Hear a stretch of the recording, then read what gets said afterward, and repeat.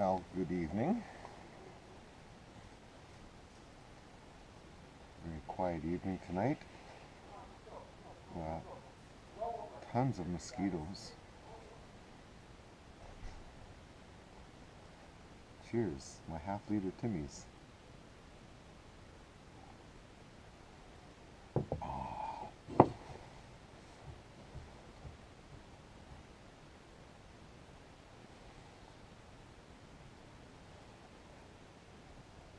Well, here we are. We have another uh, evening recording out in the front yard.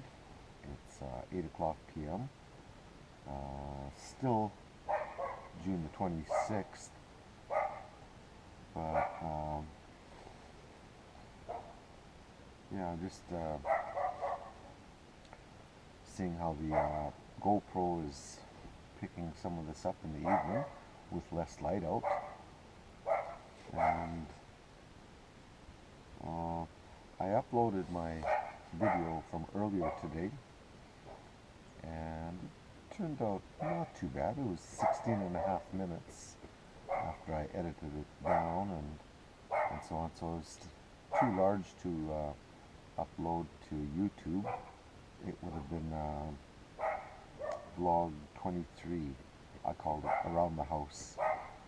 And I have, however, as I've done with all of my vlogs and all my videos in general, I've uploaded them to my external hard drive. It's a 1 terabyte. I think I mentioned that before. But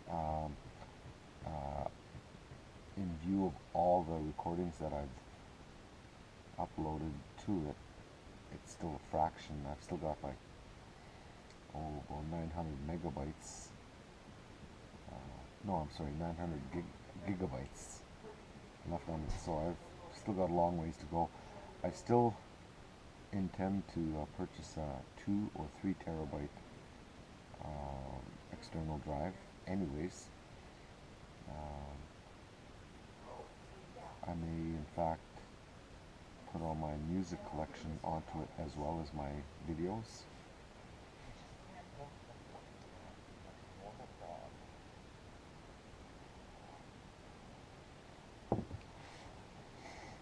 Yeah. So, judging by the sounds around, you should be able to determine how quiet a community I do live in. Very, very small little town. It's pretty much off the beaten path and under most radar, mainstream radar, that is.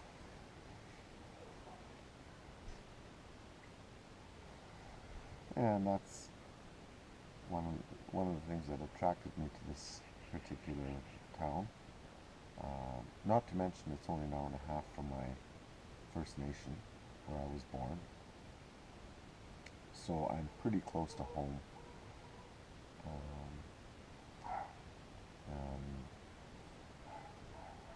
I get away from a lot of the rat race, which I've grown very tired of. I don't like the big cities anymore, not like I did when I was younger. I like a slower pace of life, in this world of mass media, social media, information bombardment. I've done all that. I've been there, done that for several decades already, so I've done my share of that. I like to slow things down and enjoy all things in life at a much more normal pace.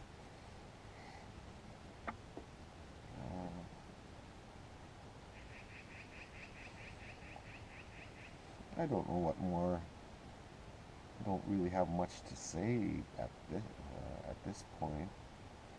I'm going to run out to the Cody First Nation to go purchase a carton of cigarettes. As a smoker, I'm a moderate smoker.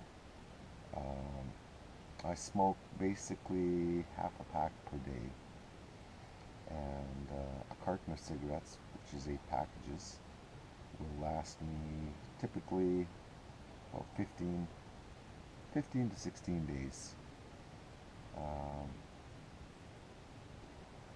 at this point, or at this stage, I'm not particularly pursuing quitting smoking, perhaps in the near future.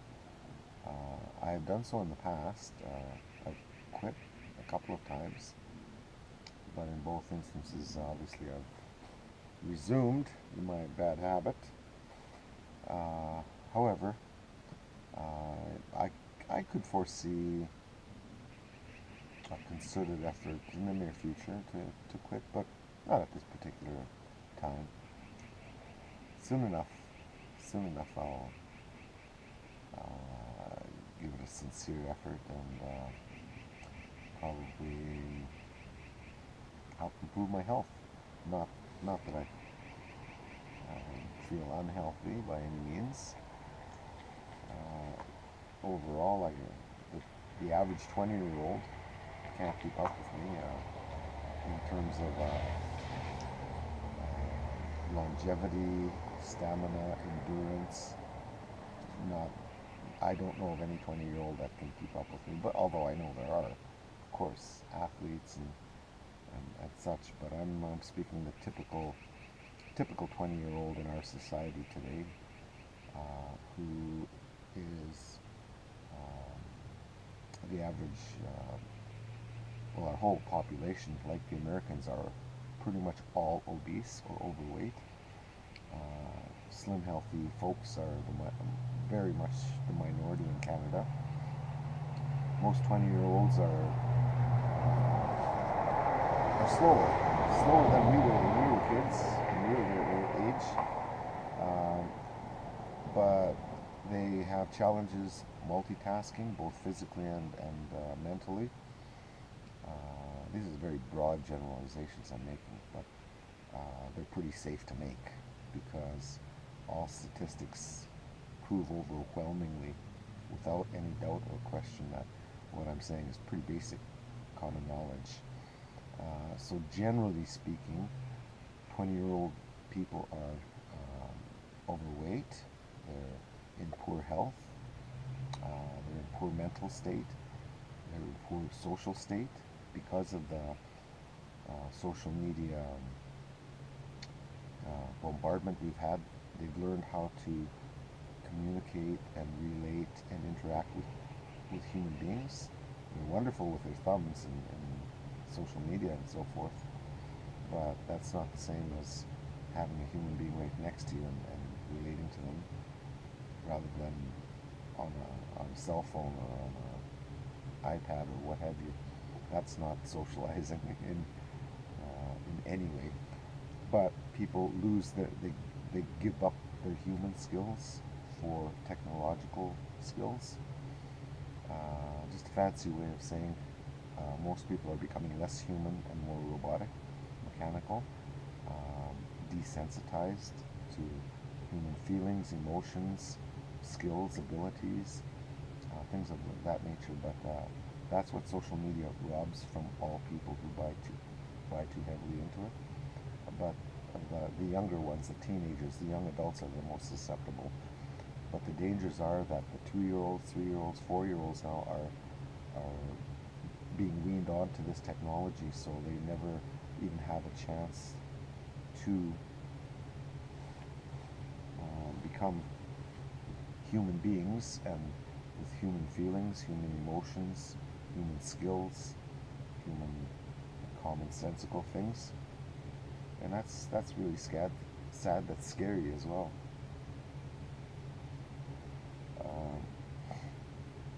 These technology units become babysitters and teachers to little small children, and they don't know the nourishing or the nurturing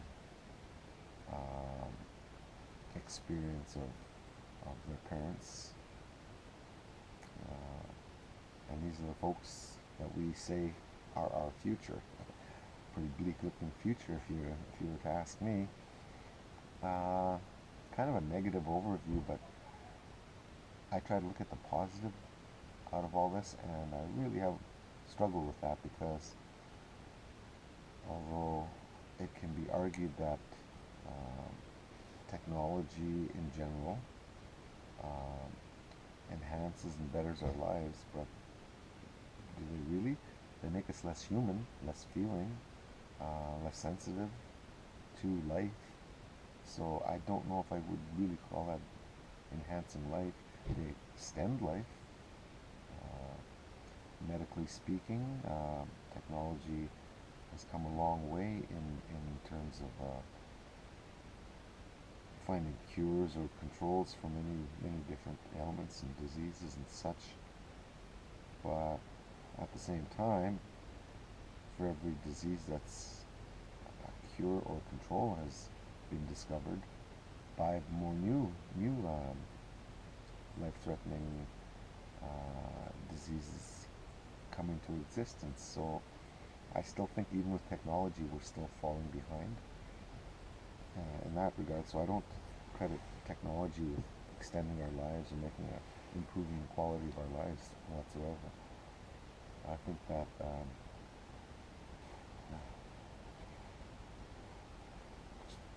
I think we were far better off 20 years ago before cell phones were available. I think we were better off 30 years ago before personal computers were available to the masses. I mean, I recall personally being in sort of at the forefront or the cutting edge of these technologies. I was one of the first persons I knew to actually own a PC. I was the first person I knew to own a cell phone. Uh, you know, and but I've always recognized the dangers of these tools, these technology. I'll give you another example. Overall, our general education levels have dropped dramatically, as they have in America. We're no longer one of the best educated countries in the world. We're lagging like 20, 30 behind now in terms of global standings. And most high school students don't know how to pick up a pen and paper and actually write in correct or proper English. They gave up all that up with when they started thumbing technology, texting, and so forth. Um, what I knew in grade 9 English is like university level English nowadays. Um, yeah, it's sad, and we watch it as parents, as citizens, as humans. We watch this deterioration. We don't recognize it, and if we do, we certainly don't speak about it. We don't admit it that we are losing this battle towards technology. Technology is taking over. In the last 15 years alone, there's proof right there. Unquestionable proof that we were cavemen 15 years ago. Now we're out in space and so forth. And what price have we paid? We lost basically our humanity. When you lose your humanity, you start reading every day about shootings in high schools with little 12-year-old kids, shooters, or we read about every single day mass shootings, bombings, and so forth. I mean, I'm not saying these sorts of tragedies didn't occur 15 years ago before we had technology as we know it today, uh, but one in a million. You know, for every million that happened now, back then perhaps one happened. And in instances such as that, you know, certain it could be attributed to explainable phenomenon. Nowadays, the only explainable phenomenon that can make sense of all these senseless murders and massacres and so forth is the desensitization of all human attributes. And when you're that wasted, then of course reality and fantasy are blurred into one big comatose state. sense of reality. And yeah, it's crazy. What really makes me wonder is, like, I really shake my head, is about the Americans and the constitutional right to bear arms. Um, they watch these AK-47 and other high-power rifles, automatic rifles. They watch them slaughtering their own kids, their own neighbors, their own parents, their own uh, fellow citizens. They watch it every day. They see innocent people being butchered by these high-power rifles, and they still fail to understand. To give up their weapons. Not saying that's a complete solution, but 9 out of 10 slaughtered people would be alive right now if there were any guns. Period. Hunters will be pissed off at me. National Rifle Association people will be pissed off at me. Americans who take their citizenship way too seriously, take themselves way too seriously, will be pissed off at me. About 1/1000th of the world's population would be mad at me for saying that statement. But we have thousands and thousands of dead people who would have otherwise been alive. They would never disagree with me. Um, at least another half of the global population wouldn't disagree with me. Right there's the majority right off the bat. Those few that gung-ho so-called hunters or um, constitutionalists, nationalists that who think it's, even though the innocent kids, maybe even their own daughter, got butchered by high power rifles, will still stand and say we have the right to bear arms. It says in the Constitution. Well, you know what? The Constitution is only one constitution in the world. There are thousands of constitutions, and none of them say you have the right to bear arms. So give it up, Americans. It doesn't make you special. You shouldn't have any. It gives you a special right to have all these massacres, murdered. My belief is this: that every American who thinks they have the right to bear arms, it's their kids that should be butchered and shot up in these high schools and these theaters and these arenas, these concert venues and so on. It should be their kids, not ours, not innocent people who don't believe in guns. Their kids shouldn't be the victims. It should be the victims of those who stand up and swear by God or their God that they have the right to bear arms. No, that's not a God-given right by any means. God did not say you shall bear arms anywhere, and neither did Buddha or any of the great religions. They never said you shall bear arms. Well, Islam, there's twisted interpretations of the Quran, but it's only by twisted individuals that take this jihad, holy war thing literally. But anyways, that's getting a little bit deep for a casual Sunday evening dialogue. Sorry about that. I shall refrain. Want a sip? Oh, it's awesome.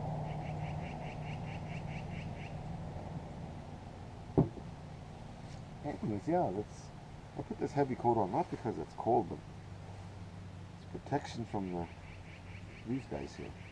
Mosquitoes. They're just crazy. Just crazy.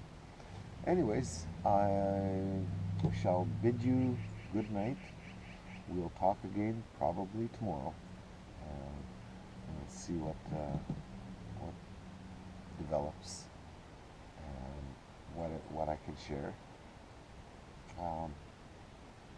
Maybe before I retire, I shouldn't mention that I am working on a project now. It's going to be a movie. It's going to be several videos clips edited together into a little movie. And what that movie is going to be about is the plans for my funeral, called a Blue Shield account. And basically I want to coordinate, organize um, all the events of my passing, my funeral arrangements, the executing, I guess, of my will or my estate, um, those sorts of matters. I want to have it all laid out in the movie, step by step, where nothing is missed, everything is clear, nothing is misunderstood or anything of that sort.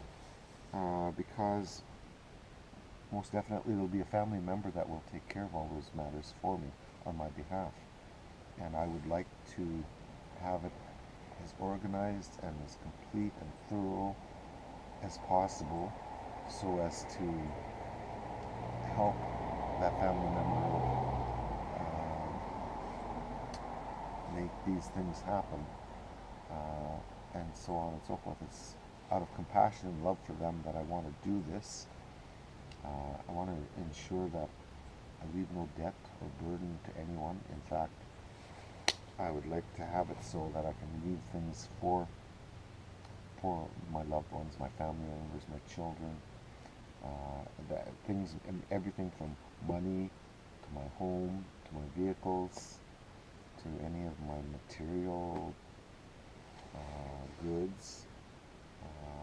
In that regard, ensure all my creditors are paid and everything like that. And so I'm creating a video in little compartments. Each video is a chapter, and the movie is a series of chapters, just like a book, no different than a book, exactly like a book, except that this is visual and audio version of a written last will and testament. And it also inspires my survivors to try to celebrate my life rather than mourn my passing. I've lived what I believe to be an incredible life. In my mind, I've lived 3 lifetimes in one, and so I'd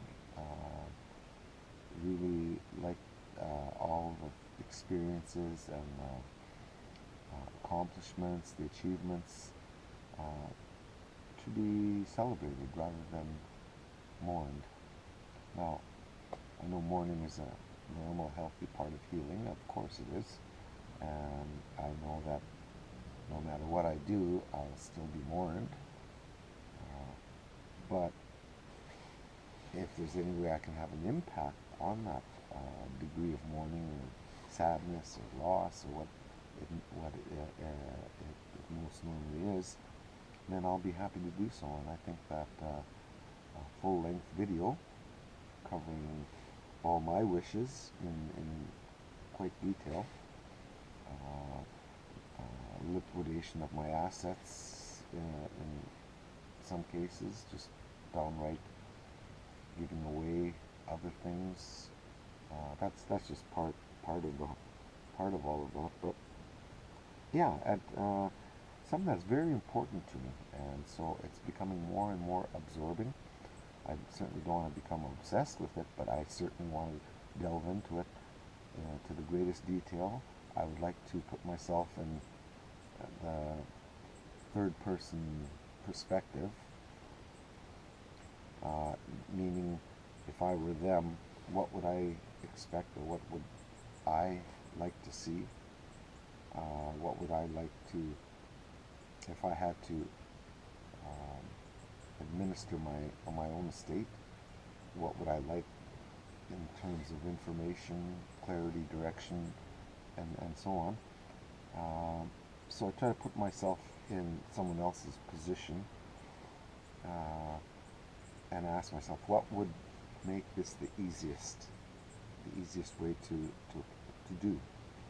And I thought a movie would be perfect, because in a movie I can not only can I give direction, I can give my my feelings, my thoughts behind each each request or each requirement, and that's more than any text document can provide. That's more than any lawyers or anyone can interpret and administer. This is hearing it straight from me, and so there can be no lack of clarity when it's done that way. And so if there's 1,000 questions that a person would have, I need to have 1,000 answers in this movie, and I just think that's the best way to go about this.